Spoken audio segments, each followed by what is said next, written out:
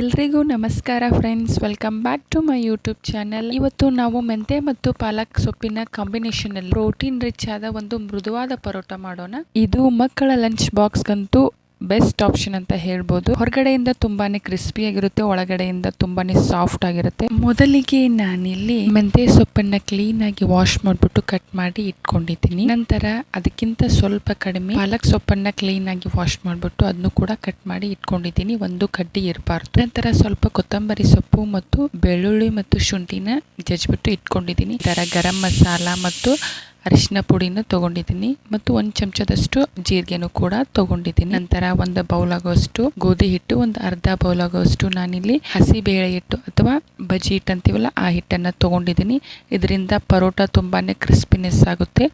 ಇದನ್ನು ಎರಡು ಕೂಡ ಪಾತ್ರೆಯಲ್ಲಿ ಹಾಕೊಂಡು ರುಚಿಗೆ ತಕ್ಕಷ್ಟು ಉಪ್ಪನ್ನು ಕೂಡ ಹಾಕೊಂಡಿದ್ದೀನಿ. ನಂತರ ಒಂದು ಚಮಚದಷ್ಟು ಗ್ರೀನ್ ಚಿಲ್ಲಿ ಪೇಸ್ಟನ್ನು ಕೂಡ ಹಾಕೊಂಡು ನೀಟಾಗಿ ಡ್ರೈ ಆಗಿ ಮಿಕ್ಸ್ ಮಾಡ್ಕೊಳ್ಳೋಣ ಮೊದಲಿಗೆ.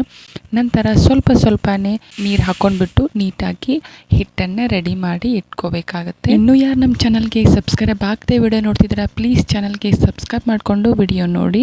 ಇವಾಗ ರೆಡಿ ಆಗಿದೆ. ನಾನು ಉಳ್ಳುಗಳನ್ನು ಮಾಡಿ ಇಟ್ಕೊಂಡಿದ್ದೀನಿ. ನೀವು ಸ್ವಲ್ಪ ಗಟ್ಟಿಯಾಗಿ ನಾದ್ಕೊಂಡ್ರೆ ಇದನ್ನ ಲಟ್ಟಣಿಗೆಯಿಂದ ಲಟ್ಟಿಸ್ಕೋಬಹುದು, ಅಥವಾ ಸ್ವಲ್ಪ ಮೆದುವಾಗಿ ಮಾಡ್ಕೊಂಡ್ಬಿಟ್ಟು ನಾನು ಮಾಡಿದ ರೀತಿ ತಾಲಿಪಟ್ಟು ಮಾಡ್ಕೋತೀವಲ್ಲ ಆ ರೀತಿನೂ ಕೂಡ ತಟ್ಕೋಬಹುದು. ನೋಡಿ, ಇವಾಗ ನಾನು ಕೂಡ ತಟ್ಕೊಂಡಿದ್ದೀನಿ.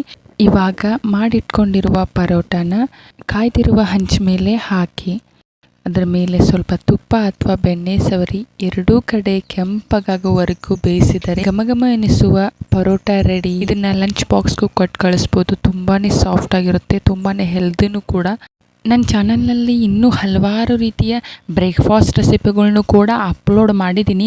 ನಿಮಗೆ ಬೇಕಿದ್ದರೆ ಕೆಳಗಡೆ ಲಿಂಕ್ ಹಾಕಿರ್ತೀನಿ ಮತ್ತು ಎಂಡ್ ಸ್ಕ್ರೀನಲ್ಲೂ ಹಾಕಿರ್ತೀನಿ, ಚೆಕ್ ಮಾಡ್ಕೊಳ್ಳಿ. ನೀವು ಒಂದ್ಸಲ ಈ ರೆಸಿಪಿನ ಖಂಡಿತ ಟ್ರೈ ಮಾಡಿ ಫ್ರೆಂಡ್ಸ್.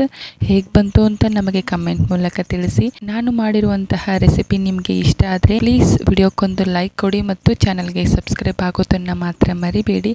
ಹೀಗೆ ನಮ್ಮ ಚಾನಲ್ಗೆ support ಮಾಡ್ತಾಯಿರಿ. Thank you so much for watching. Bye.